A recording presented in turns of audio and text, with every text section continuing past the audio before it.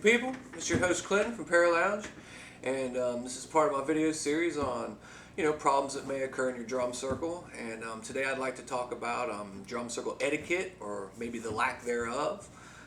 Your drum circle etiquette is basically how you behave and how you interact with the drum circle. This is something that I've seen lots and lots and lots of times, and I can tell you most of the time it's just people that are misidentifying what's happening in the drum circle.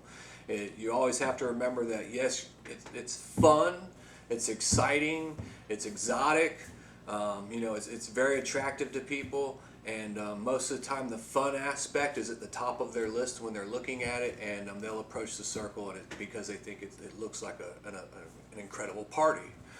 So they come in, they come into the drum circle in party mode, and they don't realize that they might have stepped into maybe a sacred space, depending on the drum circle.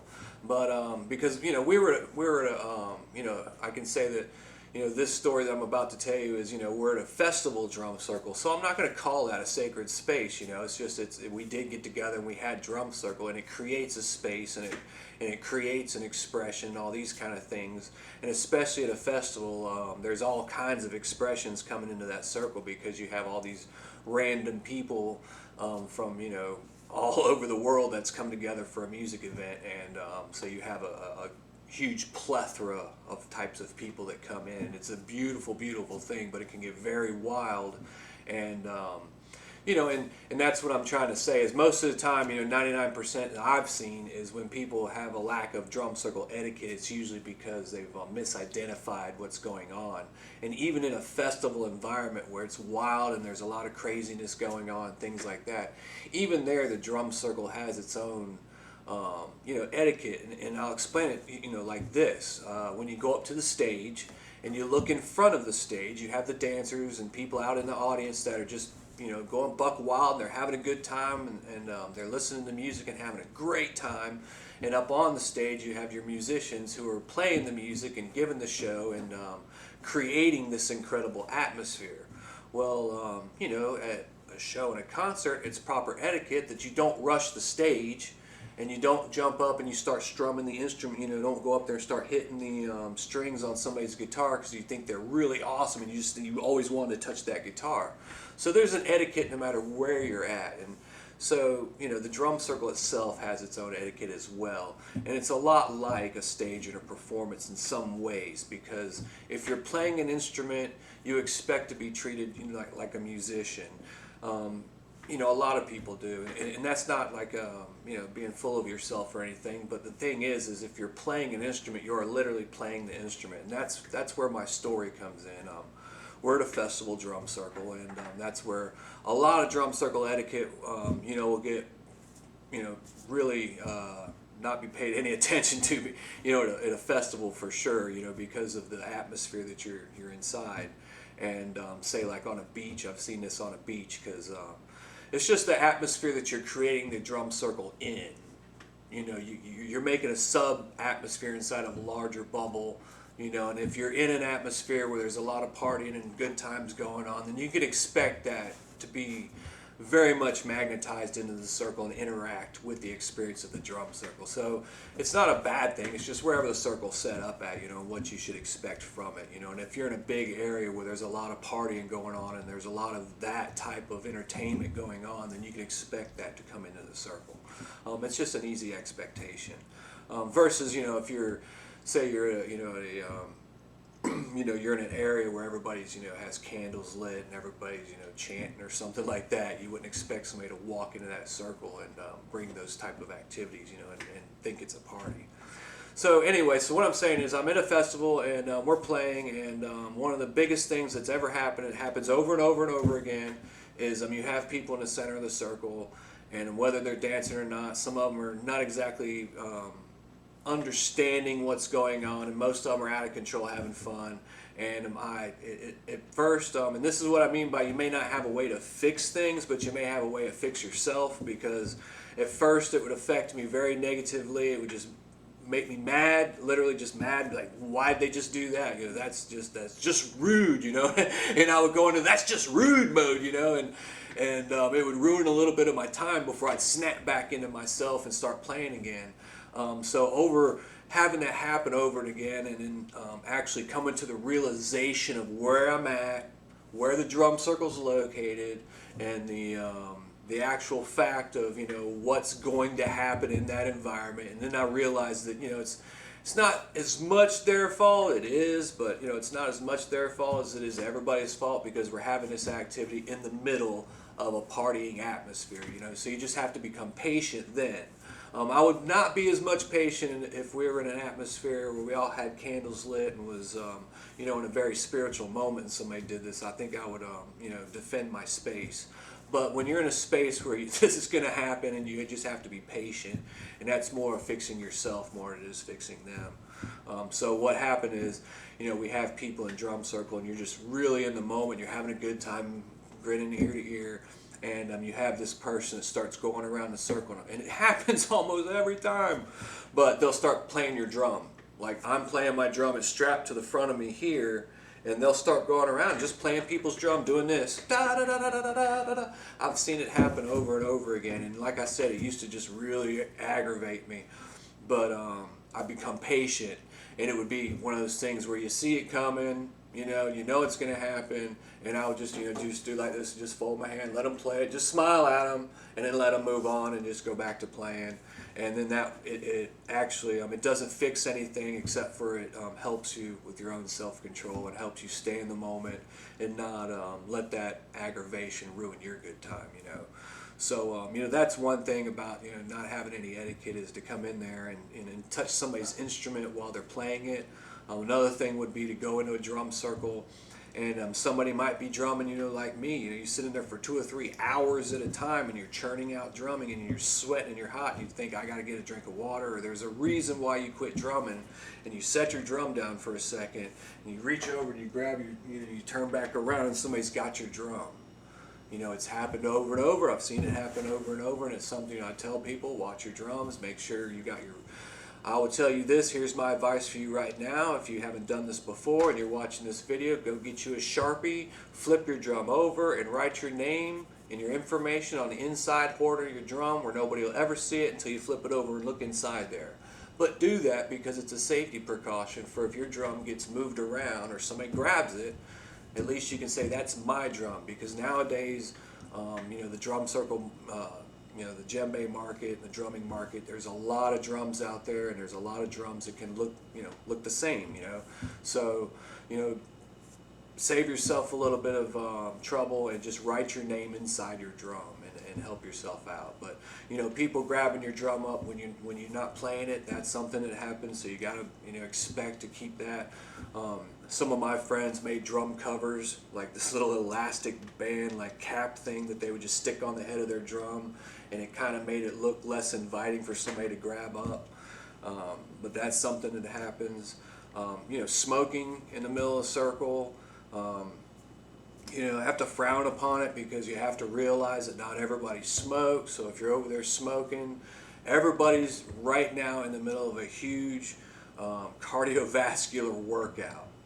And if you're over there and you decide you want to smoke something and you fire it up in the middle of a circle, what you're doing is you're making people who are literally almost jogging, you know, because everybody's doing this. And to tell you this is, you know, the beginning drummers, those guys like me, when I first started out, if I wanted to play fast, I was huffing and puffing. You know, I was breathing. I had sweat just pouring down me, and I'm just like, ah. Now, after a while, and after you learn technique, you know, big time, once you learn technique, you can play as fast as you want and play for long periods of time, because you'll learn that your hands don't have to come way up here. You know, they can stay down here.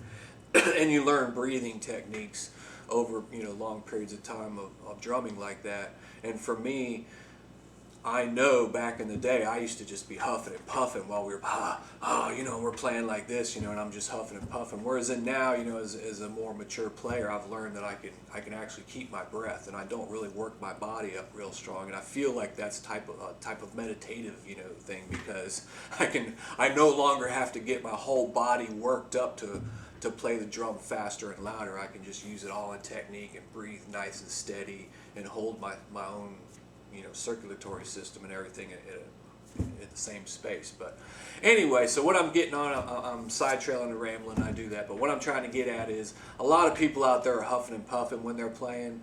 Let's not forget about the dancers that are out there. You know, they're full body movement, workout, they're moving around. If you have a fire, it's hard enough not to suck in some of that smoke coming off the fire. A lot of the dancers are dancing around the smoke, trying to, because they're all, breathing hard.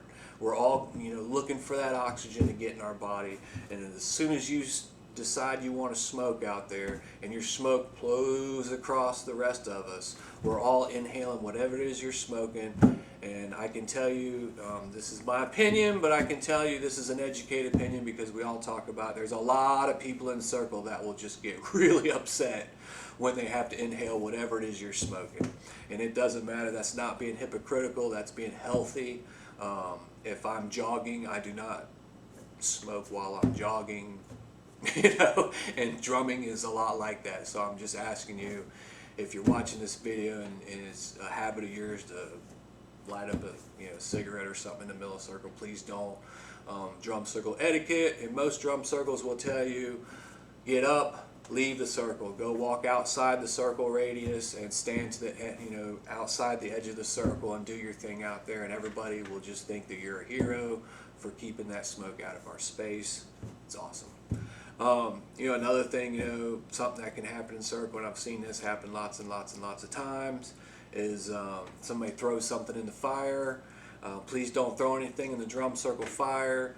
The number one thing is, a lot of us look at that fire as a sacred thing. This is something that it's our center of focus. That's what we're looking at. We're playing. We're enjoying this fire. And I've seen people walk up to the fire and throw plastic, and oh my gosh, it really annoys me to see somebody throw a cigarette butt, flick it in a fire. These type of things. It's just like leave the fire alone. Most of us have fire tenders, and we only allow the fire tender to touch the fire. That way, it's safe.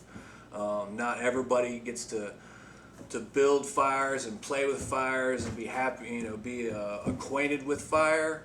And you can have very excited people that get out in drum circle that have never really been around a fire. They're, for a lack of better terms, they're city people. They've never been around a fire, and they get excited. They want to throw a piece of wood on it, not realizing that the stack is sitting perfectly balanced, and that piece of wood's going to chunk it and make it all collapse and throw sparks all over the other side of the circle. I've seen lots of instances where somebody went up and messed with the fire who shouldn't have been messing with it, but they're having a good time and they've never had that experience, so they're like, oh, look, pretty fire, and they go up there and start messing with it, and it can become a problem. And that's the number one reason, at our events at Paralounge, is we have a fire tender, because we want to be safe and we want to make sure everybody has a safe experience. And that fire is a big responsibility, because if you mess with it, it's messing with the whole circle, especially during a nice cold winter night when everybody's really enjoying a nice bonfire and everybody's pulling up close to it and we're enjoying the warmth off of it, and somebody chunks a piece of wood on there and collapses the whole thing and throws sparks all over the whole crowd. It happens. So I can tell you this, I'm going to tell you this story because it's one of the legendary moments that happen in our group that we always talk about, and it's something that when you talk about drum circle etiquette and things that happen at drum circle, this is one of the number one things you never want to see happen at circle. It happened to us, and to deal with it is a very careful situation. So I'm just going to tell you the story and how we dealt with it, and I'm going to tell you, because this is an extreme account of somebody having absolutely no drum circle etiquette and absolutely disrupting the whole scene and causing an entire dramatic scene. And I'm going to tell you again, it was at a festival, because I have lots of festival stories. But we're sitting around the fire and we're having a raging drum circle, and this drum circle is, the festival circles, 20 years ago used to be just, I don't know how they are now, but when we were at them, 20 or so years ago, they were raging awesome, just machines. And one night we're all at circle and we're having a good old time, and everybody's just having this raging awesome circle, and I don't want to sound so negative towards him, because he was a very negative person, but This fella, I'm about 5'11", so he had to be 6'5" at least. He was very tall, lanky fella. Kind of skinny, lanky, wiry looking. You wouldn't want to, just as a man on man, you wouldn't want to tussle with a guy who's kind of, a big kind of guy. Not built and, muscular, but just he's a big guy. And he's got just these dreadlocks that are just, he looks like he's never touched them. It looks less like dreadlocks and more like he never touched his hair and woke up with wake up hair every day of his life. And it was just matted and just ratty and nasty. And like, I don't even want to call them dreadlocks, but I'm pretty sure that's what he was going for. But this fella comes up to the circle in this raging, rocking circle, and he walks right up to the circle and pulls himself out and decides to urinate on the fire in the middle of the drum circle. Now, this is after Paralounge is established. We've been Paralounge for a little while, as a group. And these festivals we've been at for a long time, hosting, drum circles at these festivals. So we're very well known, and there's a large group of us there. And so this circle has a little bit of, and I don't want to use the word control, but it has a little control over it because we're making sure things like this doesn't happen, and we're keeping our eyes out for for trouble. So you have a group of people, and this is what I hope every drum circle has, is a group of people looking out after, looking to make sure that trouble doesn't happen, because it can. And we're those people, and I see this guy, I'm drumming, and he's literally straight on the other side of the circle from me. I'm looking right in his eyes, and he's looking right through the fire at me, and he literally looks right at me, locks eyes with me, and reaches down, unzips himself, and starts to urinate on the circle. And before he can get it out, he's not even midstream, because I had my drum off as soon as I saw what he was doing and was heading towards him. And two more of my buddies from each side of him did the same thing. We were on top of this guy within mere split seconds. And we tackled him, and he's, going up in the air like this, and we tackle him, and we pull him down to the ground behind circle, and we grab him by his arms, and we just drag him out of circle. And the whole time we're dragging him out of circle, we're yelling, "No, dude, no!" Because all of us know, none of us are being like fighting aggressive. We're being very defensive, and we're just yelling at this guy, "No, don't do that," because we all know, more than likely, and it is the case, I'm going to tell you this is the case, the guy is tripping very hard on some type of hallucinogen, and we can see this. So we're not like in beast mode going to beat this guy up for something. We're in defense mode, and we're just like, just get him away from the circle. So we grab him, and he's a big guy, so it's taking all three of us, all of our arms around him, and we're just dragging his whole body away from circle. And he's not resisting. He's really not resisting or anything, because he's so messed up. This guy was out of his mind, tore up. And what made him think that he could walk up and pee on the fire, I have no idea, but he was on some heavy drugs. And so thankfully he's not resisting. He's just mainly just staring, he's not even much in control of himself. So we pull him out of the way, pull him out away from the drum circle, and we're all just we're standing above him. He's sitting on his butt just looking up at us, because he's not being aggressive. We're not being aggressive. We're being in total defense mode. So we're literally just like parents scolding a child. "Dude, you can't do that. That's just so disrespectful." And we're just kind of, just sitting there scolding him. And out of the corner of my eye, this big dark figure comes running, like charging out of the corner of my eye. And unfortunately, I didn't see him until he was right on top of us, and he was in the corner of my eye. And this dude tackles this guy on the ground. And when he tackles the guy on the ground, he just reaches back full force. And he's a big guy too. But he's a big guy who has muscles. He's not just a big, scrawny, tall guy. This is an actual big, like, muscle-bound dude. And he reaches back and he hits this guy. And just the dude lays back on the ground, and I'm right there, and this dude is moving so fast before my reflexes. Like I said, I come across the fire and grab that dude before he could even urinate on he grabbed himself, exposed himself, but he didn't get a chance to urinate. And if he did, maybe I didn't notice. But we were on top of him pretty fast. This guy was in beast mode and was really mad. And so he was moving faster than we were, and he had a good 3 good licks on this guy before we could grab him. And I'll never forget seeing this guy, because this dude was reaching all the way back and coming down with these hammer fists right in the dude's face, and the dude was getting hit. And I will never forget the sound of his head. We're at drum circle. The drum circle is still going. It didn't stop. You know, it's still going. We're just making a scene off to the side because, like I said, we tackled him and pulled him away from the fire, so it didn't really disrupt the scene too bad. And but we're right next to drum circle, and I could hear his head hitting. You know, the dude would punch him, and then his head would come down, boom, and then hit the ground, and he'd come back up, and the dude would hit him, and he'd hit the ground.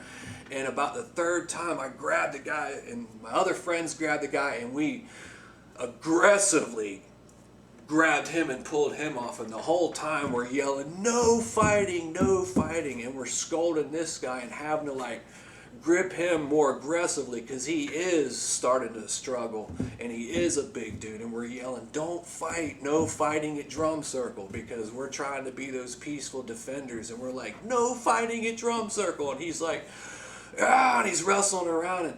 But he realized that we're not the bad guy, that's the bad guy. And the bad guy's over there all stunned with blood all over his face. So he doesn't want to fight with us. We let him go, and he stands up and he looks at me, and I look right at him, and he's like, "I'm local," because he knew me, you know. And I was like, I didn't know him, but he knew who I was. And he's like, "I'm local," and I was like, "What?" And he's like, "That guy just crawled in the truck with my girlfriend." So we have this fella who's blazed out of his mind on hallucinogens, who literally seconds before had went over to somebody's truck where this local guy is he's parked at the edge of the farm field where the drum circle's happening, and he's sitting in his truck with his girlfriend, and this big dude from nowhere just gets in the truck with his girlfriend and starts helping himself to things in the truck like he lives there. So this guy is not only, you know, mad because this dude got in his truck, but he also went in and just kind of, you know, scooted up next to his girlfriend and all this kind of stuff. So this dude's really mad and in fight mode. And we had to talk him down and had to explain to him, you know, that we got this under control. And it wasn't, but just a few minutes later, the law showed up. And because we had a direct line to the festival promoters. So, you know, we immediately called somebody and said, "Look, we got somebody back here that needs to be picked up," because he was just a bloody mess. That guy hit him so hard, it was so horrible. And when the cops got there, they questioned everything. The dude that punched him didn't get in any trouble because the other guy was so blown out of his mind on drugs that he was definitely in more trouble with the law than the guy who looked like he was defending himself, basically. But long story long, I remember standing there and seeing the red and blue lights flashing across this guy's face and his 2 front teeth. He's pushing with his tongue, playing with his 2 front teeth, pushing them directly straight out and pulling them directly straight in. They were so loose that they were ready to fall out. And he was sitting there looking at the cops, and he couldn't even talk. They were asking him questions, and he was just staring at them, pushing his teeth in and out with his tongue. And that's what happens when you have absolutely no drum circle etiquette. There's my long story, but that's what happened to us. And that's I'm hoping that's the most extreme case that I've ever, you know, been around or seen or heard of. But that fella ended up taking a ride in a police car, and we never saw him again. But that ended up being a huge experience that I'll always carry with me, and that's an experience I hope that I can share with you, and you can say, I hope that never happens at our drum circle, because that's just a huge example of the lack of drum circle etiquette and the need for the understanding of, you know, where you're at and what your space is about and what you can do inside that space. So, you know, if you're somebody that's out there who's looking at, you know, setting up a drum circle, don't expect something that you know, horrible to happen, hopefully, but I just want to tell you that story, because if you do set your drum circle up in an area where say there's, you know, something close by where those types of activities are happening, then you can expect, you know, for your drum circle to magnetize people of all kinds into your circle, and you'll have to deal with those kinds of things. So drum circle etiquette's a big deal. I would say, it's just my opinion, and hope just make this video a little bit longer, I'd just like to say, you know, if you have a a drum circle that's been happening for a while, or you have a drum circle where you have a group of people who are really enjoying what you're doing and they want to be defensive of that space and be helpful, then I would say put your hand out, because you can go to any print shop and have a nice little banner printed that says, you put down your drum circle etiquette, please don't touch instrument.